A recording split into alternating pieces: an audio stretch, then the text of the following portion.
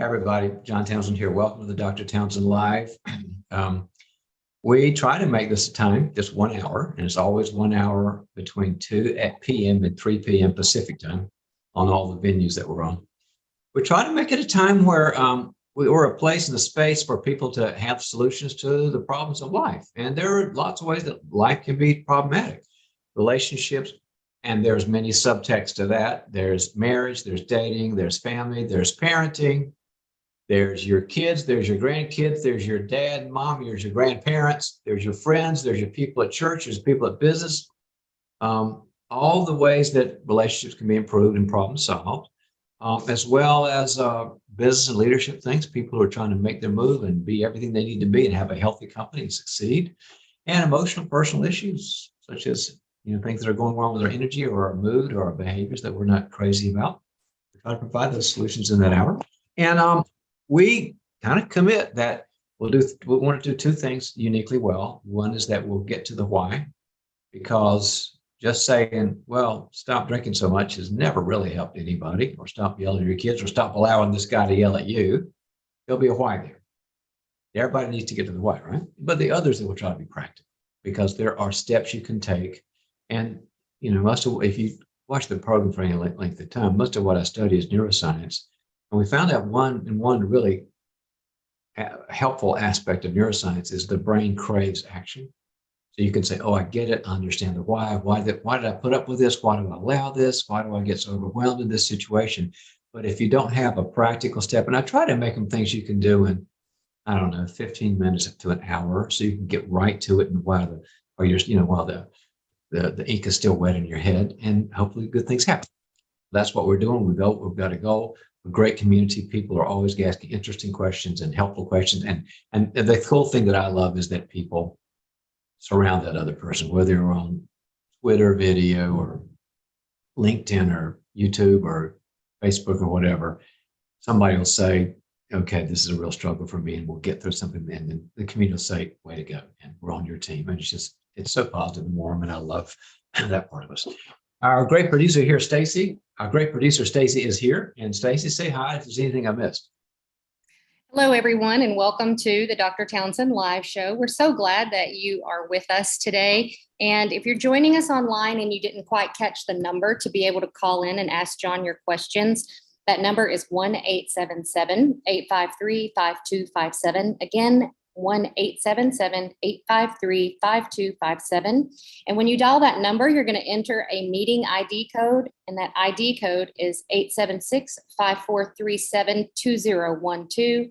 Again, 876-5437-2012. And remember, if you are unable to call in, that's okay. You can write your questions in on whichever platform you are joining us from, but we really would love to take your calls. John really enjoys speaking with you and helping you, and it helps to be able to hear your voice, and he can get a lot out of that. So go ahead and have those calls coming in. You'll be entered into the waiting room, and once it's your turn, we will connect you with John.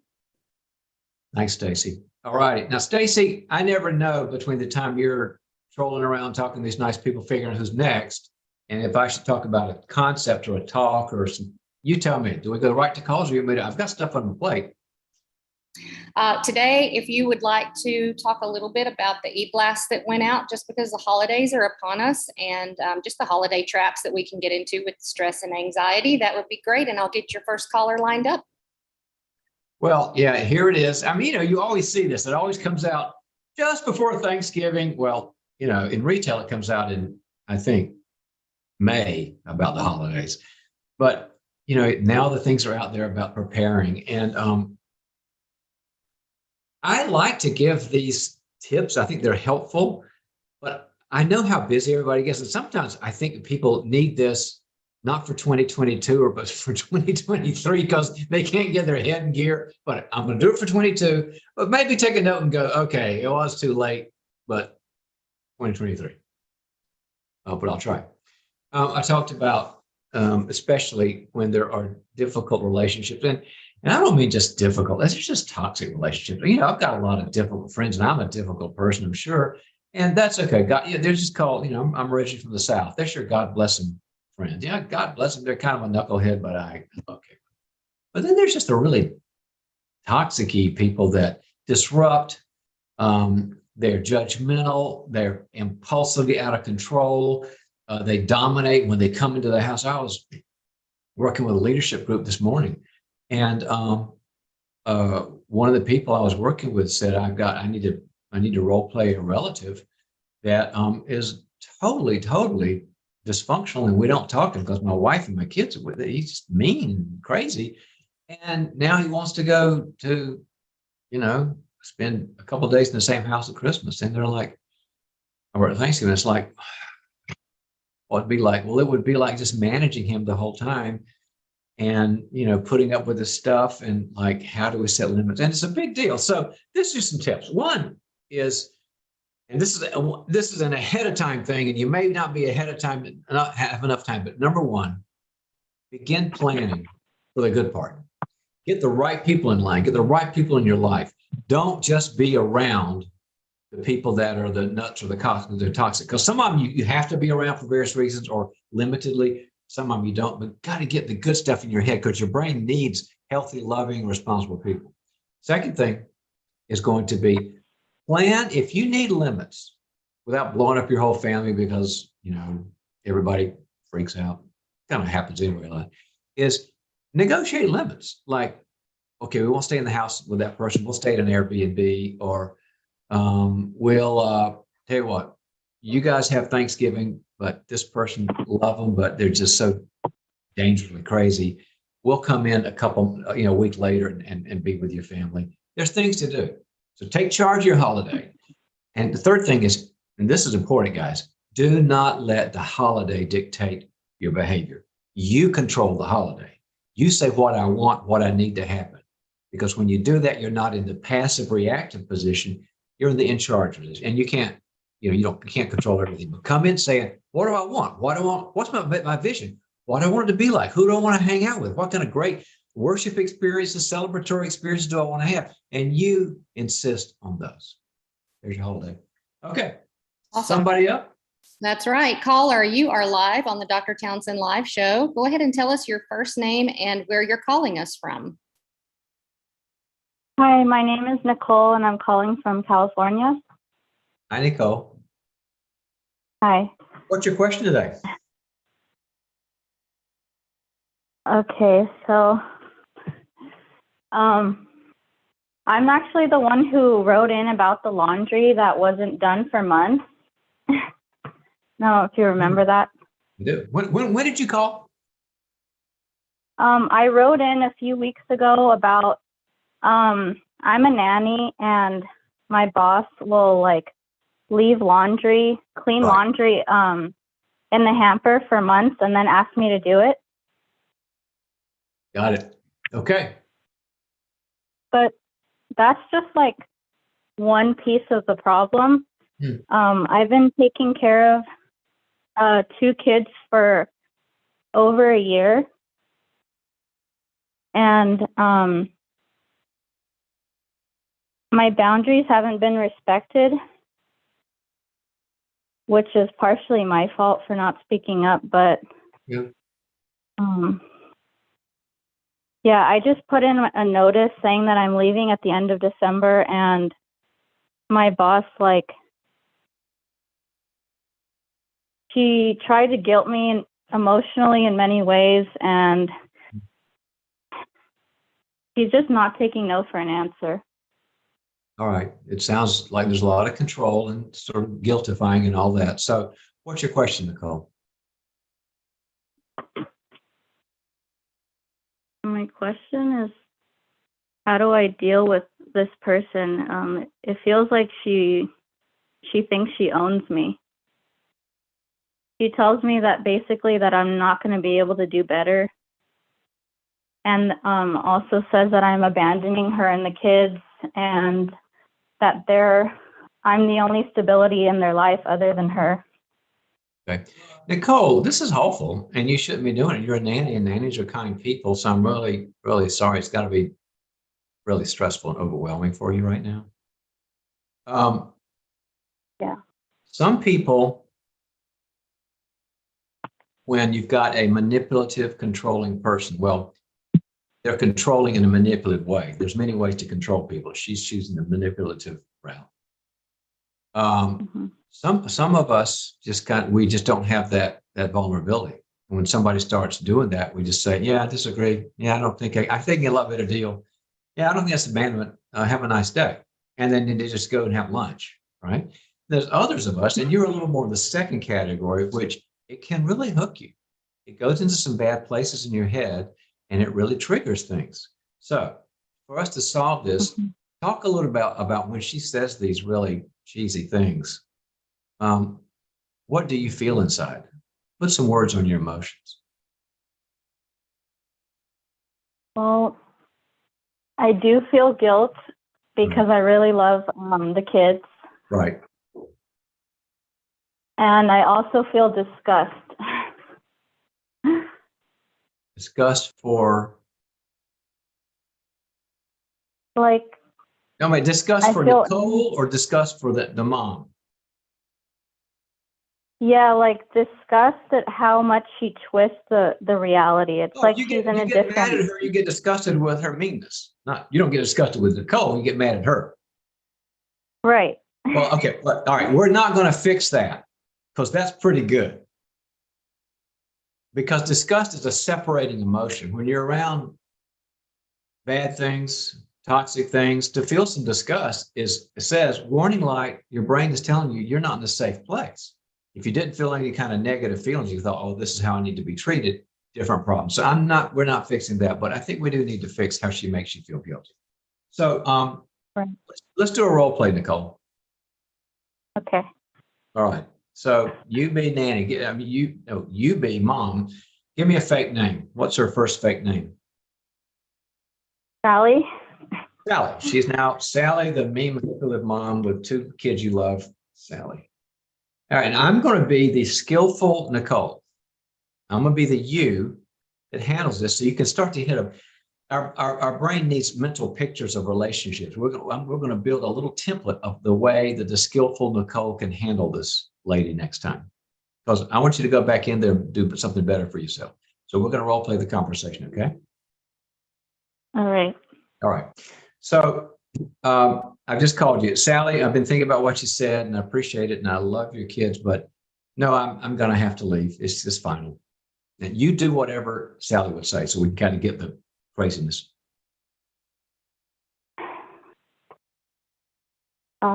Nicole, you know that you're all I have.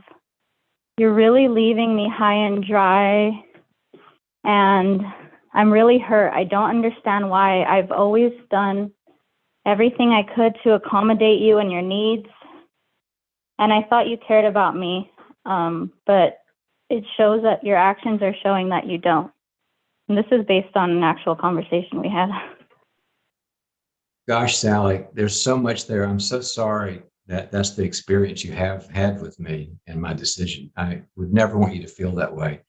And I really don't want to go piece by piece whether I'm abandoning you or whether I'm not the person you thought I was and all that. I'm just sorry that you're sad. And I know that you're a smart person. You'll make some great decisions for your children. There's probably other people out there. So, but I'm sorry you feel that way. But my decision's still final. Do whatever she do.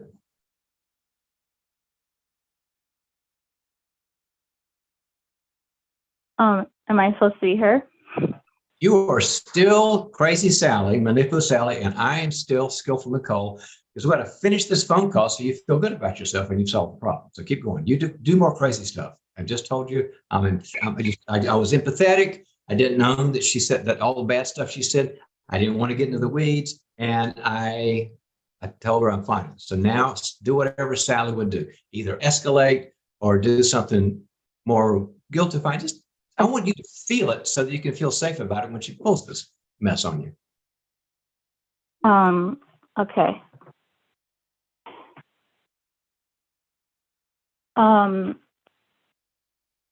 Let's see. Can you just stay until I put the kids in school, like a few more months until I find someone else? I did think about that because I totally love your kids, Sally, but that's too much time. I gave you some notice about the next few days or weeks, and That's all. That it doesn't work for me to go till then. So I just wish you luck in all the nanny searches that are out there.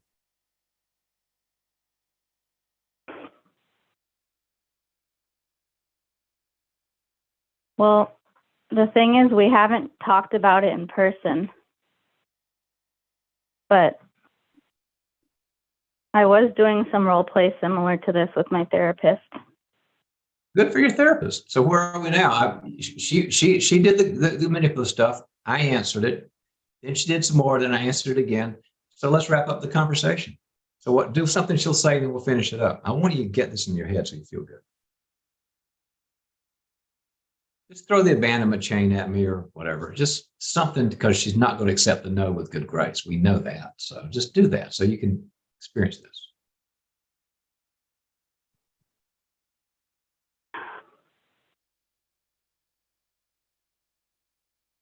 I thought you loved me and the kids, but I was wrong. Yeah, and I don't see it that way, but I guess we got to agree to disagree. Anyway, just want to let you know. You take care, Stacy. I got to run. I mean, you take care, Sally. I got it. All right, let's stop for a second. Name one skill you just learned that you can use? We did 5 or 6 skills, but I want you to just pick out one.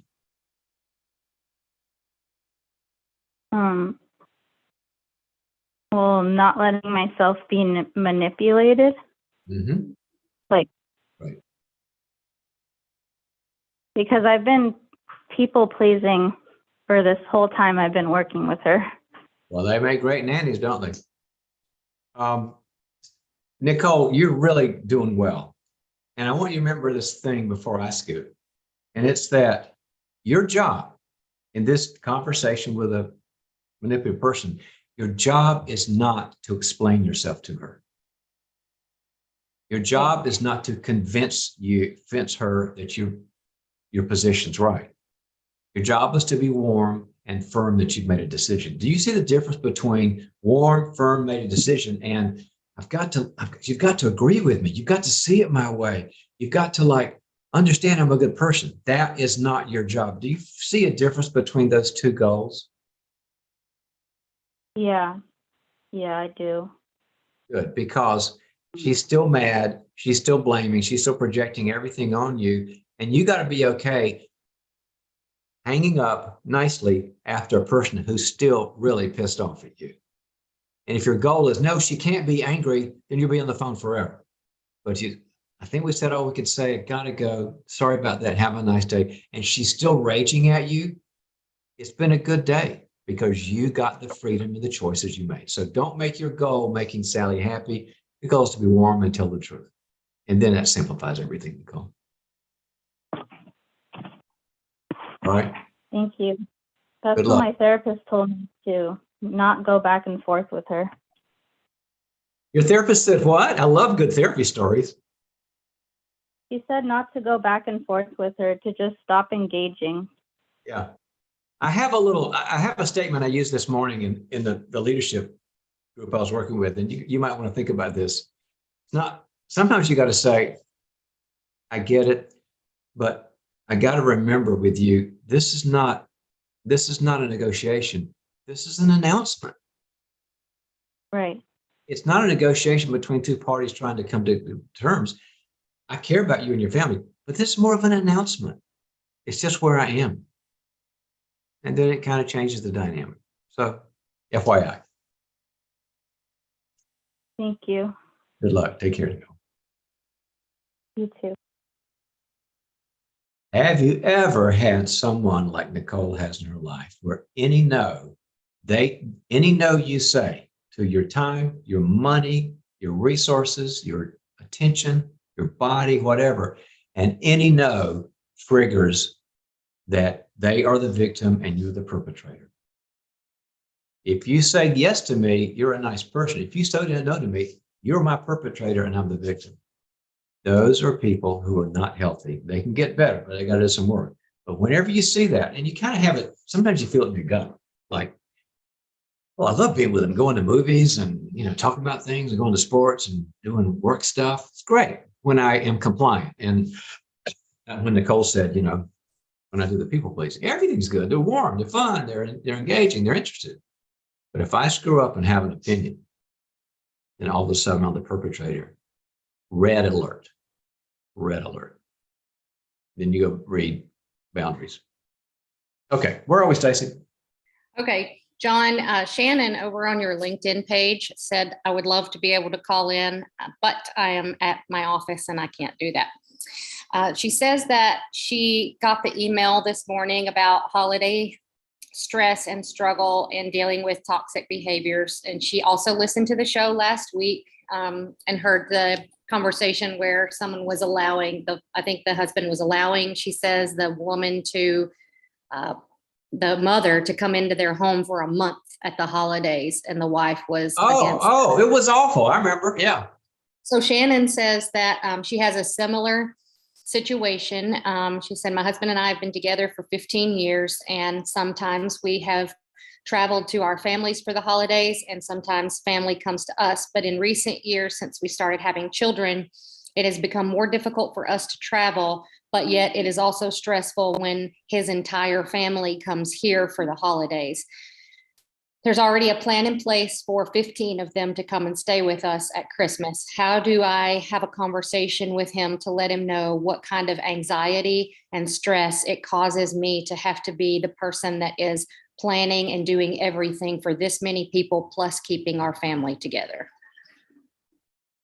I can't remember. I do remember the earlier call about that. So Stacy, there might be some data I'm picking up. So husband invited his family without checking with Shannon? Correct. And how long does husband and his family determine they would be hosted by Shannon? She doesn't say that, but she says for an extended time. Ugh. Exactly. So controlling and mean.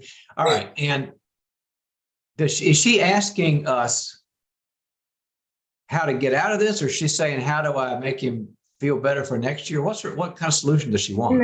In the gist of how she's writing, Shannon seems like she would like to have a conversation with him to keep this from happening because of the past amounts of stress that it has put on her to have his entire family there for that long. You know, when these questions come up, they're just kind of like ripe for a role play. Here's the conversation and all this, but they're writing in because they're, you know what NSFW is, Stacy?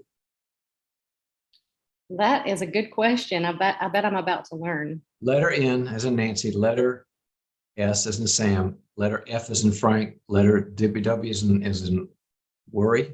Okay. Means not suitable for work. Not suitable for work.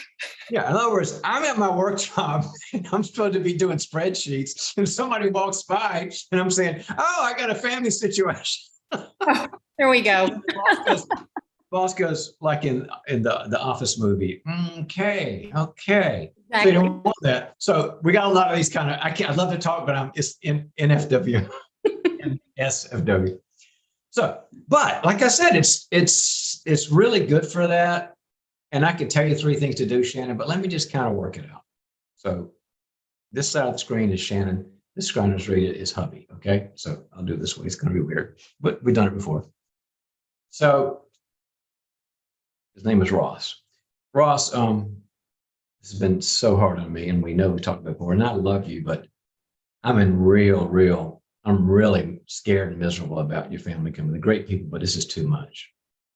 What do you mean they're my family? Don't you love them? Yeah, I care. But I want you to understand what it does to me inside. Are you? Well, I thought you cared about me. Okay, Ross, I want you to understand before we go into the logistics of the solution, what this does to me. What do you mean? Well, it's very hard, but if you're in a mood to hear me, because I'm not trying to change you, and I'm not trying to fix you. I want you to hear me. I'd love to hear you. Are you willing to do that? Yeah. Okay. I feel dismissed and overwhelmed and dreading the holidays. Dismissed, overwhelmed, and dreading the holidays. These are not people that I want to spend extended time with. But they're my family. Okay, remember when I said I want you to hear what I'm feeling? When I give you my feelings and you just negate them, I feel like, am I just a piece of furniture here? What do you mean? Well, I wanted you to say, tell me more about it or be interested in it. It's kind of feeling really sad. Like once we hit your family, I'm just a jerk and I have no worth. No, I don't feel like that, Shannon. Thank you. I need that, but it's not showing up that way. Are you willing to see how I feel? Yeah. Okay. I know you care, but I feel like they always come first place. They're not people that I naturally want. I've married you and not them. And it's the way it is. So does that change what you want to do by this extended visit? Okay, maybe. All right. We'll do it differently in 2023 because we'll have time, but this is coming up like a train. And I'm willing to have them, you wanted to have them for 2 weeks. I'm willing to have them for 2 days. And that's a stretch for me. It's a stretch for me, Ross. 2 days is mom and dad. I understand. That's the same. Remember, when I say something, then you get overprotective of them. I don't want, maybe we can go to a marital therapist for that. But I'm willing to do 2 days. My mother would be hurt. Life is tough. So would you do 2 days? And if Ross, break it now. So if Ross is a caring husband, he'll kind of begrudgingly, maybe he won't be singing Hearts and Flowers, but maybe he'll be begrudgingly say, okay, then you've won that. And then you say, let's plan for next Christmas in January. So now I didn't do the role play where it says, no, that's a different role play, but I hope that works. Good luck. It sounds really hard. Well, it comes down to what the Bible says, Stacy, that in Genesis 2, it says a person will leave and cleave.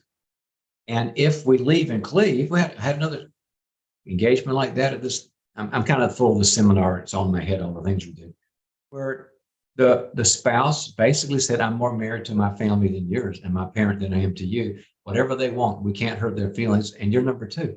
And we had to work that out where, are you going to be a grown-up or are you going to be a 42-year-old child of parents that you're more loyal to? All the research, all the neuroscience, and the Bible say spouse comes first. So that's always the genesis of this. Absolutely. So your next question it's coming from Jacob. He's listening and he also is at work right now. He says that he has a similar situation to Jacob. Are you not suitable for work too? Okay, I got to remember this.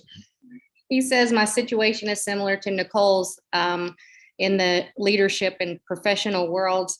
He said, I have been given a job opportunity that I've already accepted an offer on at a firm in Houston. It is going to require a move for my family and I, but it is a move in a good way because it is going to give us a lot of freedom in our family and working less hours. It's just going to be better overall. However, my current employer in Dallas is so infuriated, even though I've given a 30-day notice with them, they are threatening to contact my new employer and tarnish my reputation after they've already given me a wonderful review.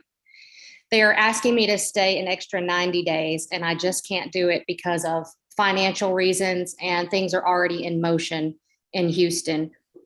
I feel like I'm caught in the middle. What can I do? Tough situation, Jacob, especially when you're doing something good for you and your family and you're not trying to hurt anybody. It's just, you want to be successful. So it's awful they would do that.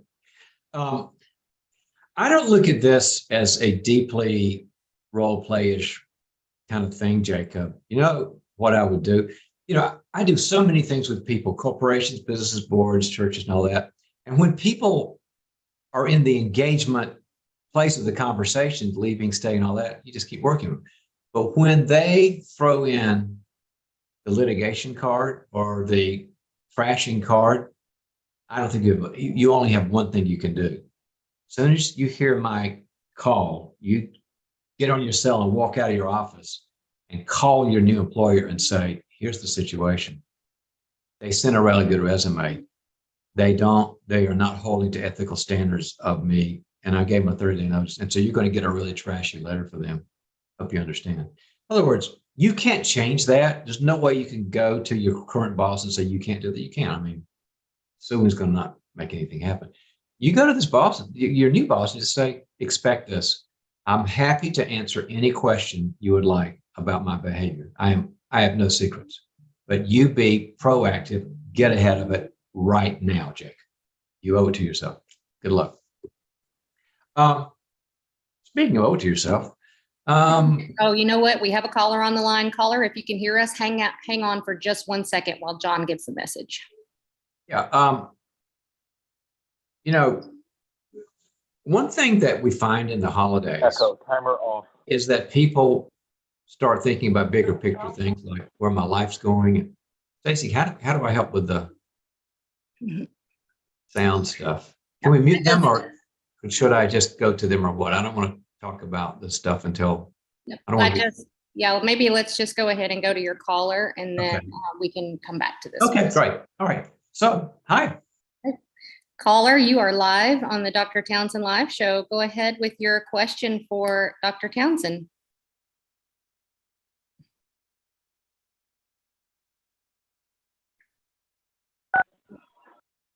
There you are. Caller, you're live. Hello there. Dr. Townsend.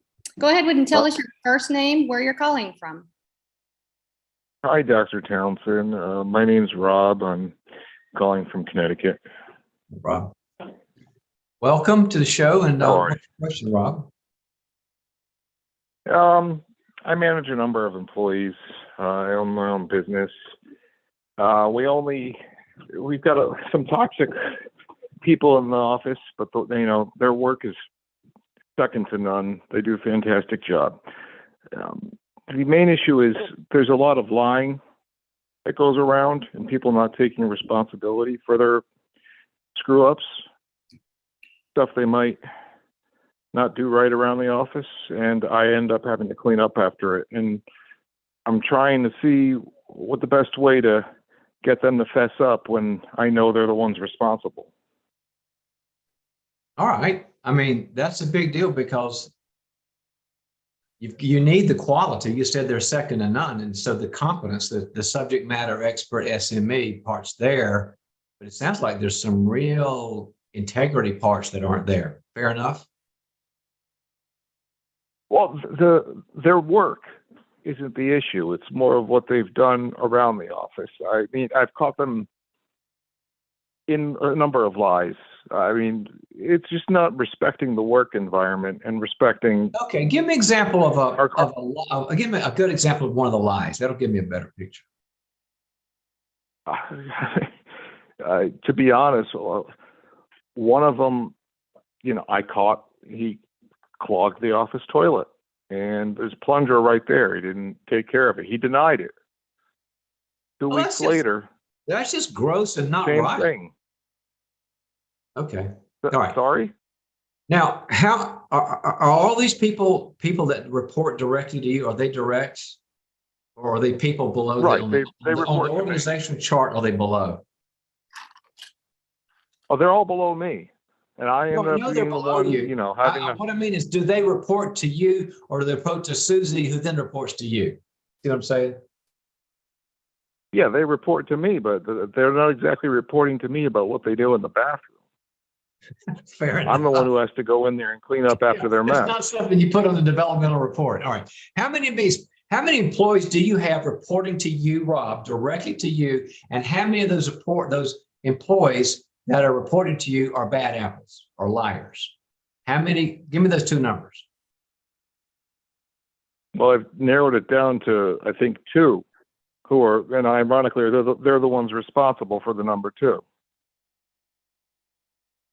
Rob, you need your own show. You're pretty funny. I wish I was. This is it's an ongoing problem. No, I get it. It's a crazy maker. How many total employees do you have? There's 2 that are the bad apples. How many total employees do you have that are not bad apples? 4. No, Okay. they're fine people, but they're not taking responsibility for, what I told you they did.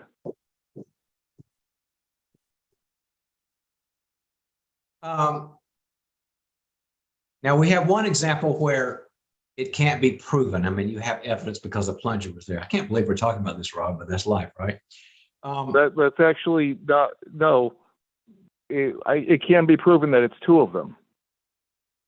Oh, Because you mean you can actually prove to them, or there is evidence that you can say, it's not just me thinking you did it, Sam. I know you did it because there's the evidence. You do have undisputable evidence. I wouldn't say Sam. I'd say Samantha, because I've got 6 employees, 4 are men, 2 are women, and there's certain things in the toilet I found unclogging it that would only Rob, be related to women. Rob, you're not hearing me. We're kind of rabbit trailing. Let me make it very simple so we can solve this problem. They do bad things and lie about the bad things. So A, they do bad things. B, you're lying about it. Do you have indisputable evidence and proof that they have that they can't deny? Or is it going to be a he said, she said? Am I making any sense at all? No, it's a she said, because there's 2 women in the office. They're the only women there, and they're the ones who are putting the things in the toilet that are clogging it. I don't know how to be more blunt about that. Okay, so that's the only problem you're calling about. You're not calling about them lying about the water cooler or lying about sports or lying about who had a baby. Your question is nothing but 100% employees clogging bathrooms. That's our only problem on this? No other problems? Well, yeah, they keep clogging it over and over, and I'm the one who has to unclog it myself because nobody else will. We've got 1 toilet in the whole office. So if we solve that, we've solved it. We're okay. Yeah. Well, Lord have mercy. Let me think here, Rob. Give me a second. I don't know what to do other than maybe if the plumber has to come out again, make everyone pay up until everyone. Now hold it, Rob. Hold it. So when you confront these 2 people, they say, "No, I didn't do it." Well, I told everyone into the bathroom to show what happened, and all the men obviously walked out and said, "That's not mine. That's not mine. I couldn't have done that," which narrowed it down to the 2 female employees I have who were thoroughly embarrassed. I understand, but what did they say? And then I felt horrible. No, I know you feel horrible, but I'm trying to solve a problem. What did they say when you said, it's got to be one of y'all? What did they say? They kind of looked at each other, and neither one of them wanted to take the blame because I think they were embarrassed. Were they just quiet, or did they actually say words? I want to know the exact words, or did they just say nothing? They said it wasn't me. They both said it wasn't me. Okay. And has there been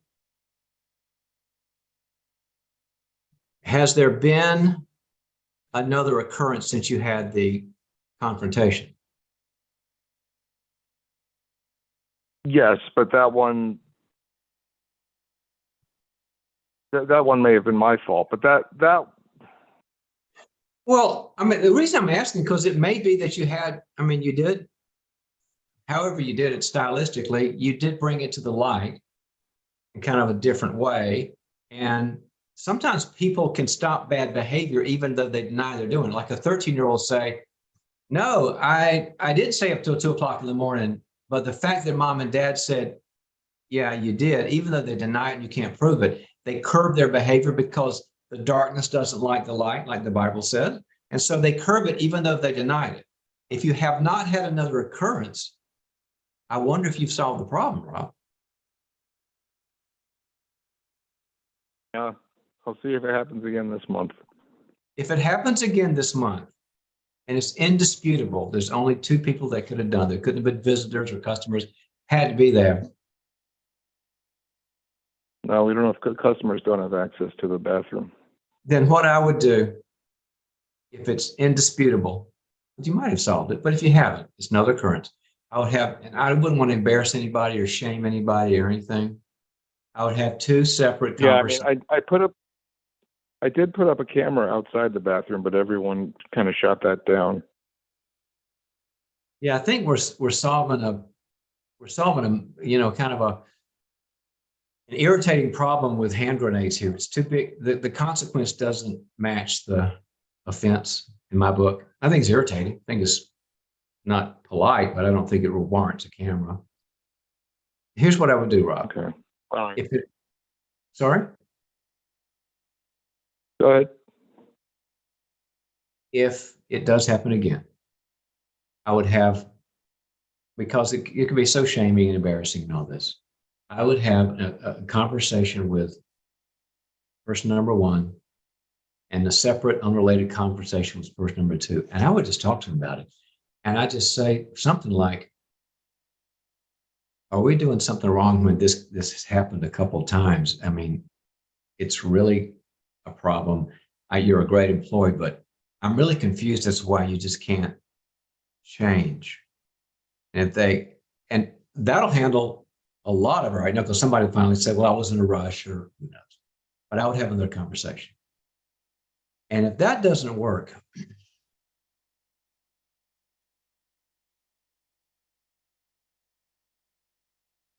man, it's unbelievable that it might not work, but suppose it does. And you don't have the structure to have a men's and a women's restroom. That's too expensive. The structure of the bill's not okay. You might have to have, oh my gosh, I can't even, and I don't want to have a lock and a key. That's just too parental. There's got to be a better solution. Hold on.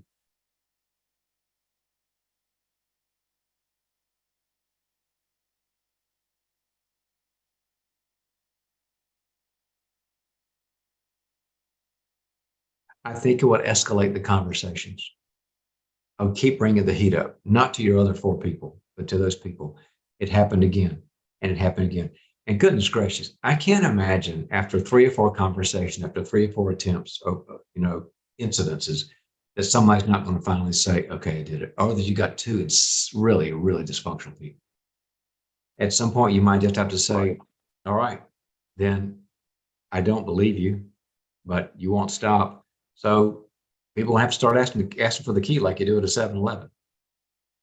But look at that as the. All right.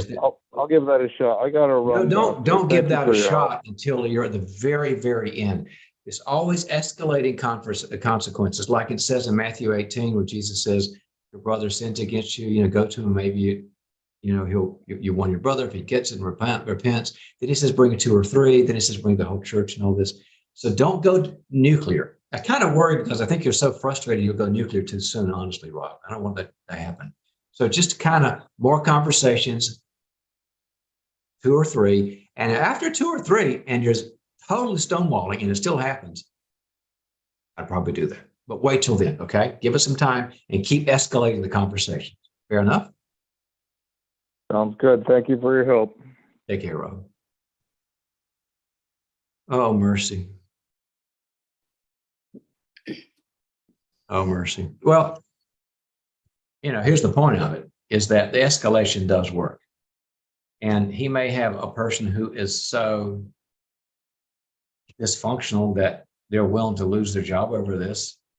Maybe so. But you don't do the big consequences until you need to. So anyway, where I was going was, I was thinking about opportunity, because people take this time of the year, think about what's next year going to be like in this sort of thing. And the best opportunity that I know of is education. Education historically has given people open doors, great jobs, great careers, great avenues for ministry, feel like you matter, feel like you'd be a subject expert, feel like you can find your purpose. And that's what the Townsend Institute is. It's not education as an end in itself. That's just knowledge. Well, we all want knowledge, but why? Knowledge is not the end game. The information, the skills, the tools are the doors opening. And people want you and want to pay for your services. We have 3 programs. We have a counseling program where you can get a credential, a master's, and doctorate, PhD. Counseling 1. The second one is executive coaching consulting, where you can get a credential, a master's, and be a coach or a consultant, have your own shingle. And the third is organizational leadership. You can get a credential or a master's in organizational leadership, run your own business, own your own business, work in the corporate world, work in churches. We're totally online. We've got all the accreditations. We're affiliated and partnered with Concordia University in Irvine, California. And we've been around a few years now, and now our students are getting incredible jobs, incredible opportunities, where they're saying, I just spent a year or two with you, and you can work full time. We try to make it tailored to the professional person. And I'm getting great opportunities, great jobs. I feel good about myself. I feel like I'm contributing. So we have these info sessions, which is your next step if you're interested. And there, when I show up, and then our key professors show up in counseling and in coaching and leadership. And I'll talk about the program, and then they'll answer all your questions. It's a great. I don't know when's the next one, Stacy? Sometime in December. December the 12th, and we'll drop the link in the comments. I'll be there. I'll be there. Our great team will be there. And this is your time, opportunity. If you're tired of the ceiling being here because you think God made you with this and your ceiling's here, let's blow that ceiling off and create the opportunity with the education. And just check out the Institute. Okay, John, your next question is coming from one of your Facebook viewers. Her name is Tilu, Tilu. Okay. And she is asking, she says, I saw your post a few days ago about when asking for advice from a trusted source that you should always ask for an action step to go with it. Can you explain to me what that would look like to ask for an action step, and what types of action steps should someone be giving you? Sure. Let me give you two examples, Tila, because I don't know if your question is more about the task, business, work life, or about the personal life. So I'll give you one of each. Work life.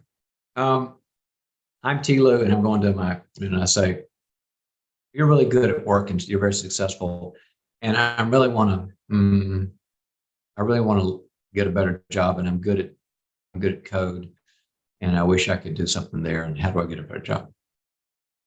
And so they tell you, well, try this, whatever. And you say, what's my action step? And they say, well, I know a lot of people, and I think you ought to have lunch with this person who's good at taking at people who have lots of potential in code and development. Or here's your action step: read this book on having your own degree. Your own training code. Or, gee, Lou, I see you as very, very accomplished already. I don't think you need more training. Let me help you to meet some people, or or hire an executive search firm, or get on LinkedIn, and I'll show you how to find out the companies that would be a really great match for you, and just apply to. That's what I meant by action step. I gave 4 or 5 depending on your situation or context. Okay, personal life. I've got a real problem with my kid who's 13 and rebellious and smoking dope and bad stuff. And somebody says, tell me about it, and they care about you, and you care about them, and they're sympathetic and empathetic, because it just tears your heart out when your kid's going sideways, right? And you feel understood, you feel cared about, but you don't have an action step. So you could, okay, I feel understood and cared about, but I don't know what to do with Jimmy when I get home. And you say, can you give me an action step, some homework? And the person says, sure. I want you to, I would suggest you put some boundaries up, read Townsend's book, Boundaries with Teens, and has a system of having good boundaries with teenagers. Read it, and then supply those and see if that works. If that doesn't work, call me again, and I'll help you get a good adolescent counselor, and you can go with the counselor without, and get a professional training there. So it's 2 extra steps there. Either try this at home. If it's too severe, try that way. I hope that helps. We need action steps. Okay, callers, if you are trying to get in, it seems that the platform is having some issues. So try us back, and we'll try and get to you. Otherwise, we'll go ahead and continue with the write-in questions, and there are several of those. So do we have platform problems today? Which platform are we having a struggle with, Stacey? Our Zoom 800 platform has got some tech gremlins in it today for some reason. Okay, just keep writing in. That's fine. Okay, so your next question comes from Julie, and she says, Dr. Townsend, I am in a place right here before the holidays where we've lost a lot of family members in the last 2 years due to COVID and some other things. And I'm also in the midst of a divorce. I am feeling so disconnected. The church family that I had is basically siding with my husband, but I've not been very verbal about what is going on in order to protect his privacy. The bottom line is he's been having an affair. And so now I'm heading into the holidays, heading into this divorce with 3 small children, and I am just feeling pretty much downtrodden and dismayed, and every gamut of feeling you can think of is what I'm going through right now. What can I do to get myself out of this emotional fight or flight amygdala phase that I hear you talking about on the show? That is so painful, Julie. I am so sorry. It's almost like all the losses and stresses are just piling up on your back. And it's awful. And I'm sorry. Well, when we want to get out of our amygdala, which is fighting, flighting, and making you feel really bad, we've got to understand what put it in there. And then we can get out of it. When I heard your narrative that Stacy read, my first thought was, I haven't heard one person in Julie's life who's for her. I've heard husbands disqualified. I've heard people that you love are gone because of COVID. I've heard churches polarized against you because you have integrity and not going to do whatever with it. And I didn't hear one, but I've got these 3 to 10 people who love me so much and support me, and I can text them and they cry with me and they tell me, come have lunch and we'll go talk about things and we'll help you keep the kids, and so that you can go do other things and, you know, whatever you like to do, hiking or whatever. I didn't hear that. But certainly that's where I would go, because the neuroscience and the biochemical science basically say we're kind of as healthy as our attachments. And you're overwhelmed with the wrong kinds, or, I mean, all of your life isn't these toxic things. Your life is also good things like raising kids, but you're out of gas. And you can only fill, and you don't have to have a bunch of people around you all the time, but you've got to have enough of the right people. So my book, People Fuel, talks about how to put a life team together. 3 to 10 people who know everything about Julie, know that she's a good person, but also know where her flaws are. Love you. You can be vulnerable with them. They're safe, and they have good ideas. Now, I think we have a time urgency because holidays are upon us, and you don't have time to put that. So I think you need some, I would call them turnkey solutions. Either you've got a bunch of friends and you just never felt okay in asking them to just support the holidays. I hope you have a lot of friends and just say to a few of them, 4 or 5, it's awful. And I just need to know I can text you, have lunch with you. And I kind of be your high maintenance case for a while until the holidays are over, because it's really bad. And the right ones would go, yeah, I got a little bandwidth and we can talk. And that'll do a world of good. Seconds, go to a church, of course. So many churches now have small groups and holiday groups, larger ones too, because they know how stressful this is. You need community. However, having said that, Julie, I'm hearing some depression too. I can't say to you you're depressed because we haven't met and I can't do a diagnostic on a clinical level, but I hear those derivatives. So if these friends coming around letting you cry, complain, tell them how hard it is, love you through it, be there, just be present with you. If that's not doing it, there's a good chance you're clinically depressed. And then it's going to be friends plus a clinician. You better get one pretty quick. So I would say that, goodness gracious, I see things next week. I would say if you can't, in the next 2 days, get 2 or 3 people and say, I'm on your list until January 2nd. If you don't have those kind of friends, or if they're too busy, then go to the church and say, I need a group now. And then get a therapist. It doesn't have to be long-term. Sometimes this is just what we would call tactical. You've got to get out there to get the endorphins back up so you can function, be a good mom, be a healthy person. And I hope it goes well for you, Joe. Okay, John. So your next question comes from, her name is Catherine also. No, we had a Catherine 2 weeks ago. I'm looking at a different list. Mm-hmm. She says that she understands your teachings about when confronting someone, that you have to have grace plus truth, because the person will not be able to hear you if you don't offer the grace piece. She said, I have done this with my husband and my best friend. And the short of this is the two of them, we've all been in each other's lives for over 30 years. We're all very close, but the two of them have what I feel is a very unhealthy flirting relationship with each other. I have sat them both down to talk to them about it separately and together. And they both now are gaslighting me and basically telling me I'm the crazy one and I need to get over it. What can I do? Well, let me just affirm something first, Catherine, is that you've done a lot of things I would have said, these initial things. You had the together conversation, you had the apart conversation. Sometimes you did that. So well done. That was hard work. I'm sorry it failed. I'm sorry that it's called collusion. And the problem is it's not proof that they're doing something beyond flirting, but the flirting itself can be inappropriate. Now there's a difference between friendliness and flirting. And, most of us know where the line is there. And so you're seeing inappropriate stuff. Let me tell you a couple ideas. I think you need some objectivity. So go to somebody you trust, some say friend, and say, here are the exact words and tones and behaviors that my husband and my friend do. Am I crazy? Maybe, maybe I'm like, grew up in some super rigid religious thing where if you smile at the opposite sex, you're an adulterer. Maybe there's just that way. Maybe I'm that way. Am I that way? And your friend goes, yeah, if you're scrutinizing this, Catherine, here's exactly what they say. Here's exactly the tones. Don't, shade it. And your friend might say, you're a bit rigid, because when he just, fist bumped your friend and y'all and they laughed. I mean, that's not flirty. That's just friends. But, or she could say, you might want to think about looking at some perfectionistic internal judge rigid issues that you want to let go. But if your friend goes, that's just friendship.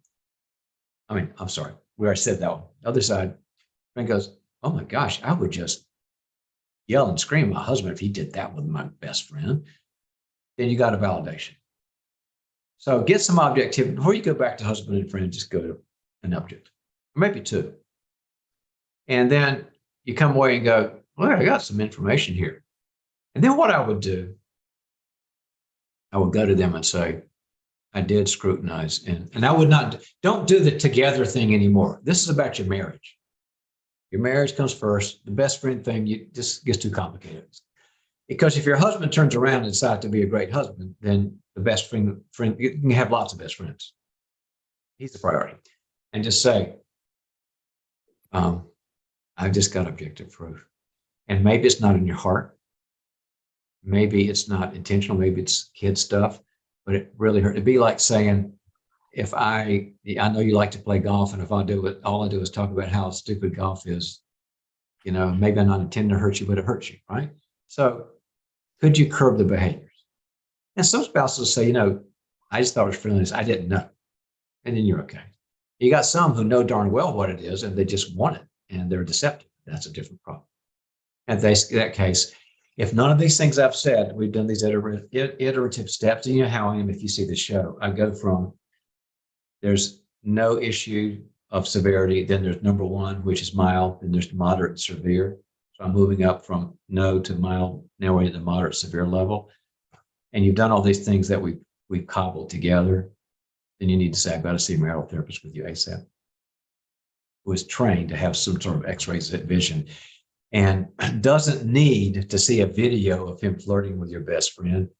He or she, the shrink, can find out over time, not immediately, if your husband has a deceptive character. If he is not just unconscious about it, but if he's actually lying, because he lies in other areas too, because lying is never segmented to one area. That's where I'll go. Okay, good luck. Well, lots of, relationships are the only place we can go to get relationships. Well, that was profound, but it's just true. It's not, it's just to get the love and the fuel we need, we've got to have relationships, but we've got to make the ones we've got better, and we've got to pick the ones better for the future. So I hope that you guys got something out of this. Love being with you guys. Anything else, Stacy? Just letting everyone know that we'll be on break for a few weeks, and we will be back live with everyone on December the 14th and finish out the rest of December. Happy Thanksgiving. I'm grateful for you, and I hope you're grateful for all the good things God did. So take care.